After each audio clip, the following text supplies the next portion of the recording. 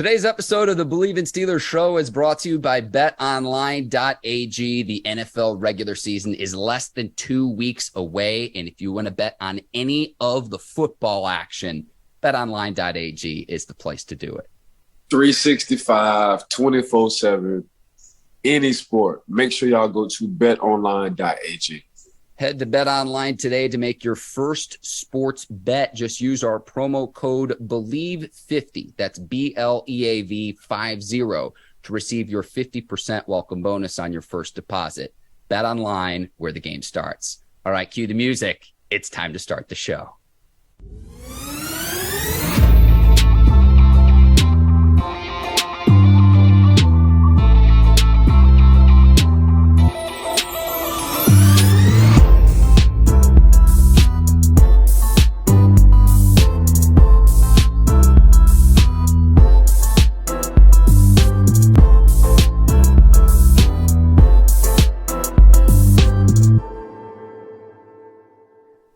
Welcome to the Bleav in Steelers show on the Bleav Network. I'm your host, Mark Bergin, joined as always by my guy, two-time Super Bowl champion and 12-year veteran of the Pittsburgh Steelers, number 24, Ike Taylor. IT, it's not every day we get to be graced with the presence of a legend. Absolutely psyched for today's guest here on the Bleav in Steelers show.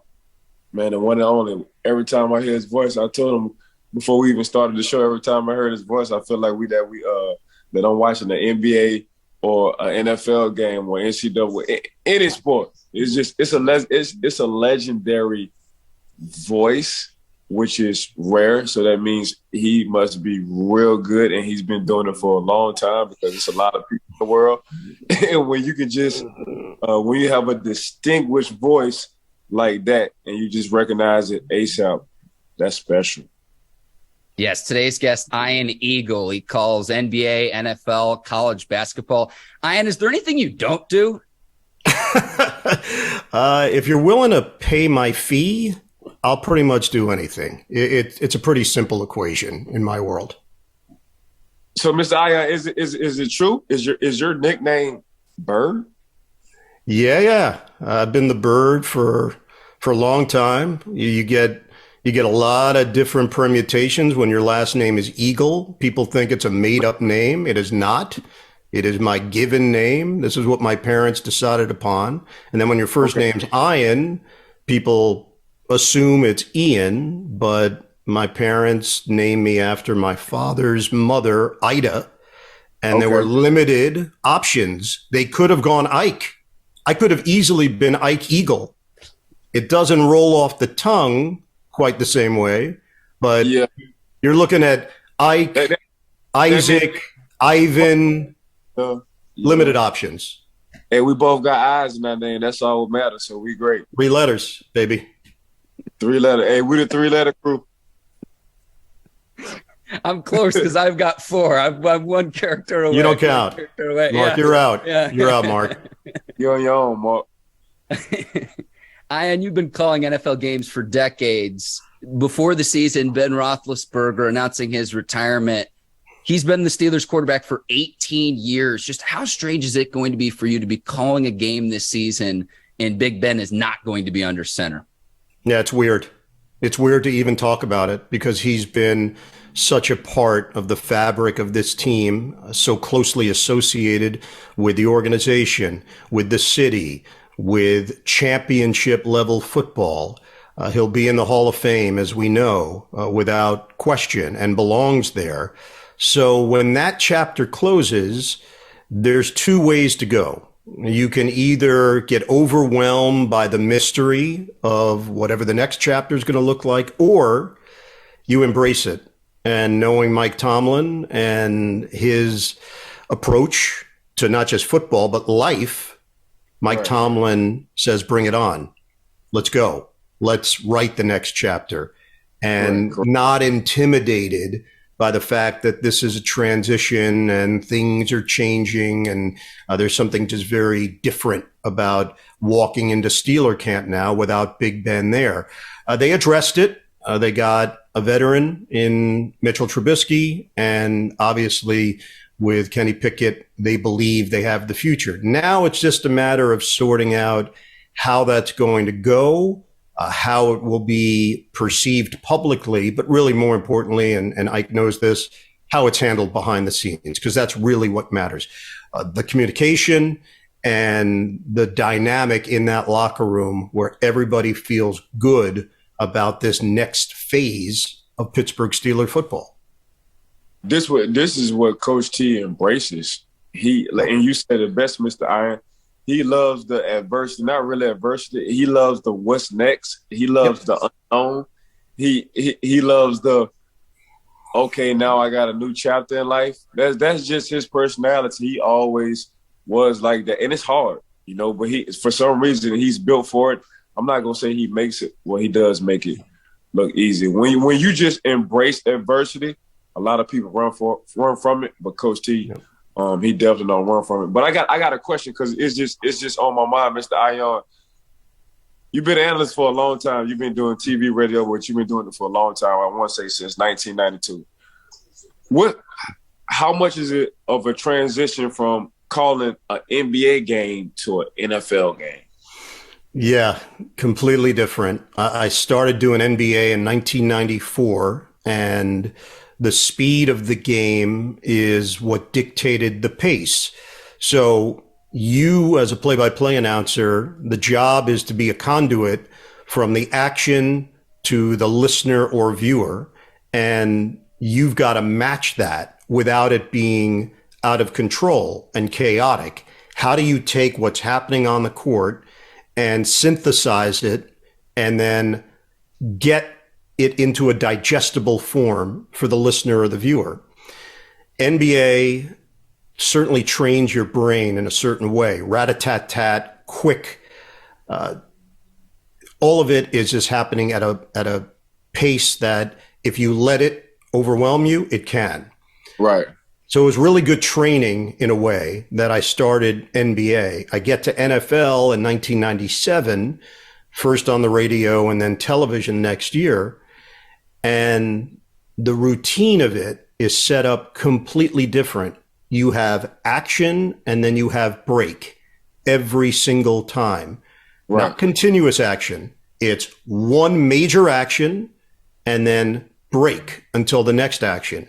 So you've got to really nail those bursts. When you have a big play in the NFL, if you're not on it, if you're looking at your notes, if you're focused on something else, you could look up and have no idea what's happening in the moment. And you only get X number of chances in a game. NBA, it's continuous. You miss a bounce pass, you miss something in the action, you can figure out a way to circumvent and get yourself there. NFL, you miss it, you're done. Can't get it back. You cannot get it back. So I think just the routine of the NFL, it forces you into supreme focus and concentration the second the ball is snapped to the second the whistle is blown. And that's not to say that you turn your brain off at that moment, but that's when the analyst jumps in. Now you're watching sideline, who's coming in, who's coming out, when they get into the huddle, when they break the huddle. Your brain is now anticipating where certain guys are on the field, and you try to visualize what may happen. You can't predict it, but you can visualize.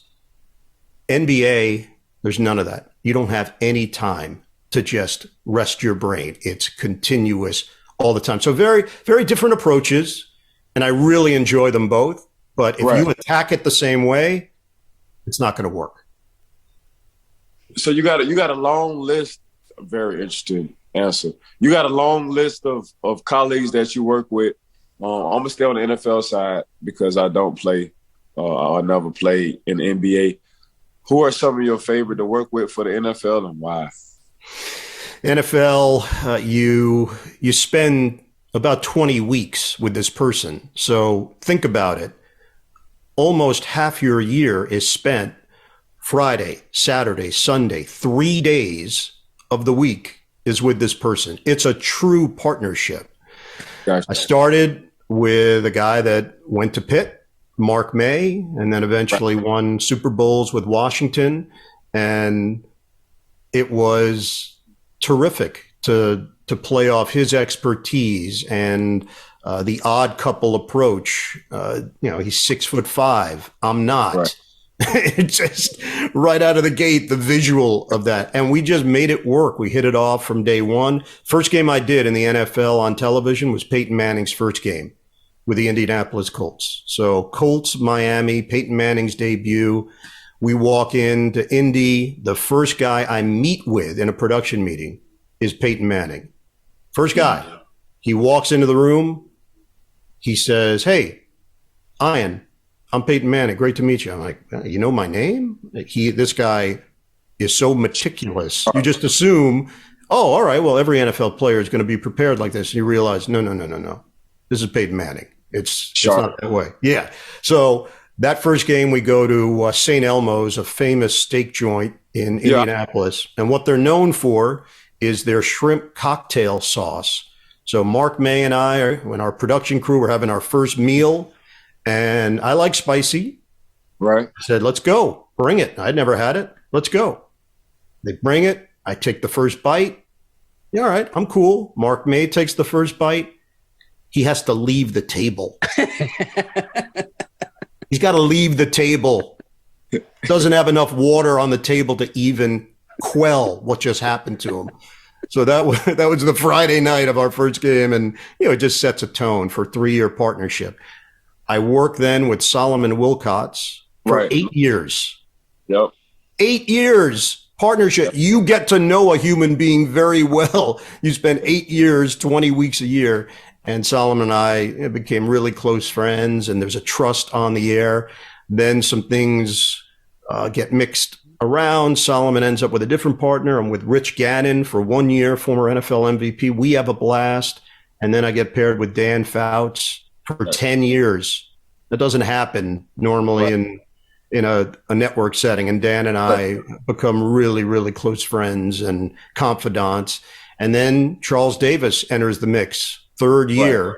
Charles is a pro's pro, about as nice a human being as you'll be around, as giving a partner as you'll be around. And it's a true team effort with our group. And Evan Washburn's our sideline reporter. And guys, we just have a blast. We have a lot of fun. We take it seriously, but we also recognize that you got to enjoy yourself while you do it. If you enjoy yourself, the hope is the audience feels that and you exude that joy week in and week out. When I call a game, I put everything I've got into it. I hope you can't please everybody in the world, but I hope that the people that watch know that this person has immersed themselves in this event and cares a lot about doing right by the audience. Your most memorable moment while calling a game in the NFL? Oh, man, NFL, I've had 2 of these crazy, wacky endings, almost a third when Ben Roethlisberger and Antonio Brown worked a sideline route against the Dolphins, if I remember correctly. That was almost a touchdown, but Antonio's left toe was out of bounds along that left sideline. That would have been one of the most incredible endings of all time. But I did have the Dolphin Patriot ending with Kenyon Drake circling and getting to the end zone with Rob Gronkowski inexplicably on the field in a safety position, anticipating a Hail Mary. That was nuts. I had put away my notes already. Like, the game was done. Dan Fouts had a tight flight, so we were trying to make sure we got out of there. It's like, oh, all right. I'll save 4 seconds. I'll put away my notes so then when the game's over, we can just dart out. And the game ends in the most ridiculous of fashion. Dan did not make his flight, by the way. That didn't work out for him. And then during the pandemic, we're in a near empty stadium in Phoenix or Glendale, Arizona. And Kyler Murray tosses a game winner against the Buffalo Bills in a game that the Cardinals really had no right to win. Buffalo outplayed them. It was the previous play from Josh Allen that put the Bills in front. You assume, all right, Arizona's going to limp here to the finish line. Huge win for Buffalo. And Murray keeps it alive and throws the famous Hail Murray. Yeah, those 2, probably the most memorable endings, but I've had a bunch of playoff games, TV, radio, and the way I like to answer this, because I really believe it, I don't think I've done that game yet. I still think there's a game in my future that's going to be the answer to that question. So you just never know when you walk in the stadium. That's the great part about the NFL. It could be that special moment that you've been waiting for. Oh, that means you love what you do. Yeah. And you just pinpointed two closeout games that I still remember. Oh yeah. I still haven't hit that moment yet. So in my mind, you telling me, matter of fact, I'm just gonna ask you, how long you think you got left doing this? That's a great question. I am 53 years old. So while I've been doing, it's my 25th year at CBS doing the NFL. And I know there are certain people in this business that look to work until they're 75 and beyond. I can't see that happening. I just know that I've been doing this a long time. There's going to come a day where I say it's time for the next generation, and I'm cool with that. I'll be at peace with that. But I do know I've got some years and good years left in me. So without putting a number on it, I would say that I'm still going to be doing this for a while, and hopefully doing it at a high level and enjoying it, because the reality, Ike, you know this better than anybody because you lived it. When the day comes that you don't enjoy the work that goes into showing up on Sundays, obviously very different, physical. Your body was sending you signals. And there was that moment where you said, okay, that's it. I wasn't excited today to do all that, to show up on Sunday. And the day that I don't like the preparation and the travel and the camaraderie, that day, whatever that is, that's the day you say, okay, I'm good. This was a nice run. You preaching right now, because for real, this is how I retire. We playing the Cincinnati Bengals. AJ Green beat me on the post route, and I wasn't upset. Yeah. And if I don't play mad, I shouldn't be playing football at all. You knew it. I went to the sideline. I told Coach T, I said, Coach T, don't put me in no more.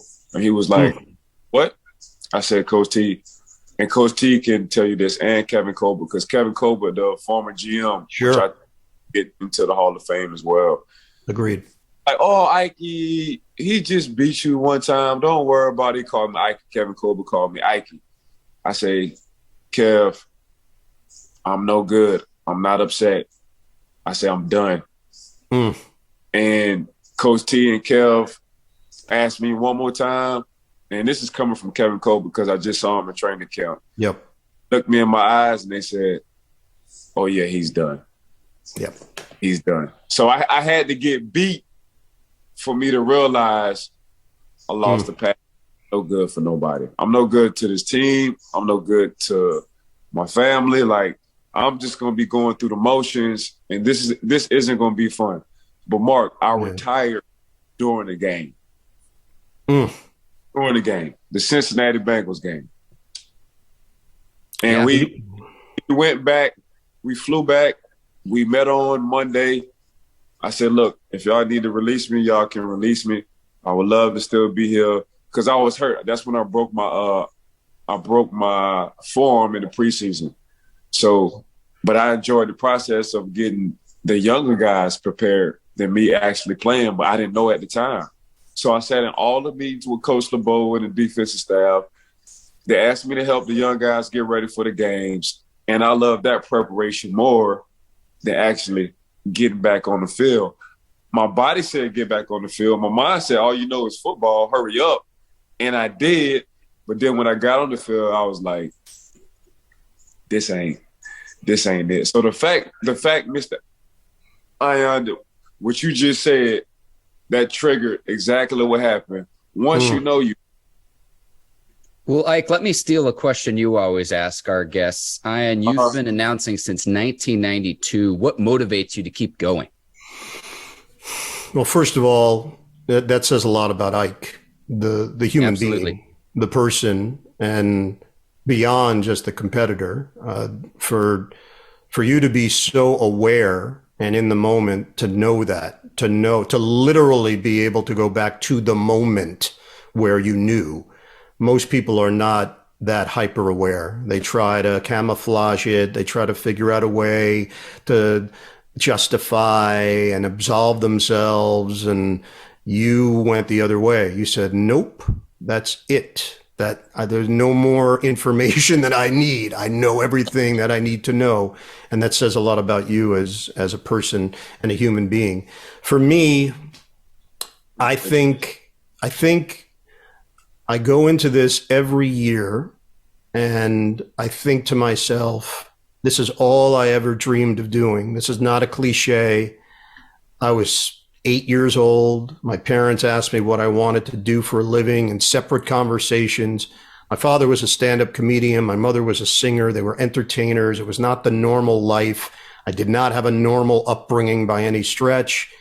And they asked me what I wanted to do. And I told them I wanted to be a sportscaster. And my father said to me, well, that's what you'll do. No hesitation, no question of why would you want to do that? Absolute positive reinforcement in the moment. I tell my mother, what do you want to do? I said, I want to be a sportscaster. She says, great. Well, that's what you'll do. That's very empowering. When you're 8 years old and you're told by your parents that you can do what it is you said that you want to do, not the negative, not the no, come up with a backup plan. This is 1977. So this was not a normal answer for a kid. So I think back to that a lot, especially right around this time when the season is coming. I recognize how fortunate I am that I get to do this and I get to juggle NFL TV on Sundays, Thursday night football on the radio. And then once the NBA starts and college basketball starts, I'm running around and it's a full-time gig. It's a lot of moving pieces. So when you take the plunge that every broadcast matters, if it's a random Tuesday, the Nets are playing the Sacramento Kings, to me, that's just as important as the Steelers and the Bengals on a Sunday. Why? Because my name is attached to it. Somebody is forming their opinion about the job that I've done. They don't care about how I got there, if my flight was delayed, if the hotel I slept in had thin walls and I heard some dude next to me snoring all night with his sleep apnea. None of that matters. It does not matter. They put my room next to the ice machine. Someone came in to get ice at 3 a.m. Why? I don't know. Why do they need ice at 3 a.m. into a bucket? Why is that waking me up? It makes no sense. It happens. Right. It's real. And then you got to do the game the next day. Nobody cares. Right. They just want the finished product. Correct. And you gotta live up to the standard every game. So whatever pressure I put is self-induced. I care a lot. I want it to be really good. I want to make my partner look good. I want to make my broadcast team look good. And that's the mentality that I have for every game. By the way, for every interview. Right. If it's a podcast, I care. You guys are taking the time to have me on. I'm not going to lay an egg. I want to be a good guest. I want to be interesting. That's got to be your focal point. If you're looking at any of these events as throwaways, then you're in the wrong business. Oh, man, you preaching today, man. God. I'm fired up this morning. I don't know about you, but like the hair standing up on my arm over here. I promise. Man, you got me just reflecting. I feel like I'm in church right now. For real, man. You just it's so when you're talking, it's powerful. It's strong. It's persuasive and like in a good way. Like, and then when you talk about your parents, it's just like, dang, they got it the time they answer you, because a lot of parents just don't get it, because I'm a parent, so I understand. So the fact that both of your parents on two different occasions, when you said you wanted to get into TV, and they said go for it. You like, dang, for real? So no rebuttal? Yeah. The only problem with it at the time is I had a terrible lisp as an 8-year-old. So when my father asked me, well, what do you want to do? And I said, I want to be a sportscaster. He said, okay, well, you'll do that, but you got to get rid of your lazy S. I said, what lazy F? I have no idea what you're talking. I had no idea. So he had a tape recorder. I taped myself. He said, read this. And then I listened back. I was like, oh my God, what the hell is going on? So it took about 2 weeks. I just did it on my own, exercise after exercise after exercise. And after 2 weeks, the S was corrected. So yes, it was a good conversation, but I had to get some stuff sorted out, or I'm not sure this whole thing would have worked out for me. Fortunately, we did it. You're getting your reps in well before you got to Syracuse, then, is what it sounds like. Or Syracuse. That wouldn't have sounded as good. I needed to address some of my stuff. Yes, sir.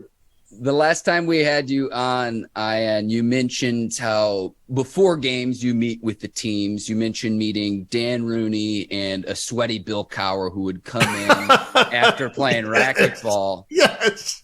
Is there ever like a pregame meeting, whether it's the Steelers or another team, that was most memorable in your career?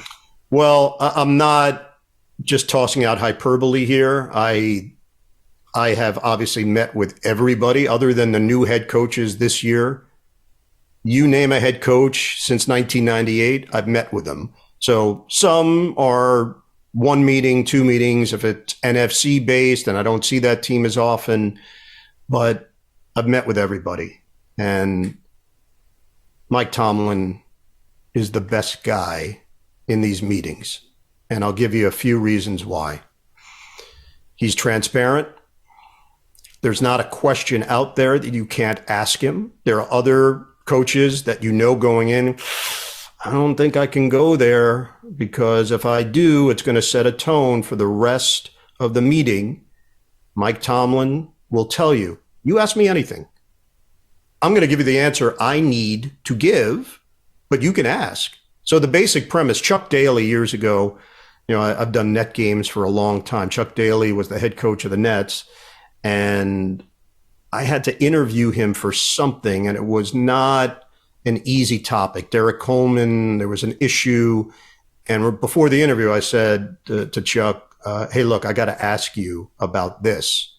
And he said, you can ask whatever you want. He said, there are no tough questions, only tough answers. And it always stuck with me. He's so right.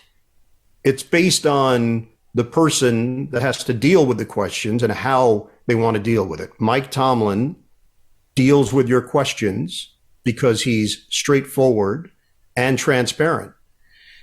And then the reality is just what he brings. Ike knows better than anybody. Positivity, walks into that meeting room, upbeat, walks into the meeting room, curious about you, what's going on with you. Not many coaches care. He actually cares. He asks questions. This is just not the norm. So production meetings are what they are. Some of them are often pretty standard, and you look at your yellow pad at the end of it, you say, there's not a whole lot that I can use on the air. Right. But fortunately, when you get the Pittsburgh Steelers, you're going to get the real deal, and you're going to get a feel for the team because the head coach, his comportment is such that he's willing to share, and he's willing to treat you like a professional. That's interesting, Coach T. You know this as well. Coach T just different. Yep. Like in a good way. Like yep. He just make it easy. As much as going on around him being a head coach, I call him a CEO as well of the Pittsburgh Steelers, because you got to be in charge of a lot of moving parts, including, his staff on the coaching part and players that's going to play for him in the organization. He just make it fun and easy. And a lot of coaches just don't get that part. my personal opinion. You know what I'm saying? That's why that's why a lot of guys, they don't want to leave Pittsburgh because of Coach T. Like, they'll rather stay for a couple of dollars less because they already know, just hearing it from other guys coming from other teams, Coach T. Just ask Miles Jack, for instance. Like, Miles, like, man, Coach T's just fun to work with. Like, you know what I'm saying? You got Devin Bush, who's coming off or his contract is coming up. Coach T has been so transparent to him on what's going on with that situation. But he don't want to leave. You know, it's just Coach T just, I mean, I remember when Coach Cowell stepped down and he said he was done coaching, and I saw 4-1-2, 4-3-2. That's the facility. It starts with a, right? I picked up the phone. I said, Coach T. He was like, how you know this me? I said, Coach T, nobody called me at 6:30 in the evening. Like, I just had a feeling that was you. Congratulations, new job, blase. And Coach T hit me with the, hey, you ready to roll? And win some Super Bowls. And I was like, and I just came from Coach Tom Shaw for my second workout. I wanted to go work out again after I got on with Coach T. But like you say, Ion, he just make it so easy. Yeah. You know, to be at work. There's a lot of people at work and they don't want to be there. Coach T make it so fun and exciting and easy to actually can't wait to go to work. Yeah, you end up certainly in this position because you meet so many different people and you meet them under sometimes stranger circumstances. If a team is losing a lot and now you walk in and you got to ask them questions and it's not necessarily an easy dynamic. You learn about emotional intelligence and reading a room and understanding that there's action and reaction. If you say something, it doesn't just stay there in the ether. There's a reaction to what you say. And I just find with Mike Tomlin, he understands that as well as anybody, that his words are important, how he says them are important, how he handles situations and relationships are important. And at the end of the night, when your head hits the pillow, we all know, we all face this. What'd you do that day? Did you put good in the world? Did you do things the right way? Did you try to cut corners? Did you try to screw somebody over? Like, you know. And I think Mike Tomlin recognizes the responsibility he has as a head coach and how it affects others. It's impressive. Oh, Mr. Ion, you on you dropping nothing but gems, gold nuggets. That's all you. I don't know what kind of tea or coffee. Never had coffee. Never had it in my life. Never had a sip. Listen, you dropping nothing but gold nuggets. That's all you dropping. That's all you dropping. Man, I'm enjoying this. I'm enjoying it. And is there a sporting event in your career that you would still want to announce that you haven't yet? I have not done a Super Bowl, but this year I'm actually doing the Super Bowl for the World Feed, and that'll be a bucket list item, and just excited to be a part of it. I've been a host for CBS on 3 of them, so I've been associated with it. But never actually chance to call the game. I've done the NBA Finals on a World Feed for a number of times. I've done the NCAA Championship on a World Feed. I'm huge in Indonesia. Like, I can't walk the streets of Indonesia without a crowd scene. But no, I'm not. The reality is that's the biggest game. That's the biggest event to me, and a chance to be a part of it this year is going to be really special. Congrats on that. Thank you. First time, you said? Yeah, first time. I never called the Super Bowl prior to the one that's coming up. That's huge, Mr. Ion. Yeah, it'll be cool. Yeah. Oh, I know you're gonna be so ready for that.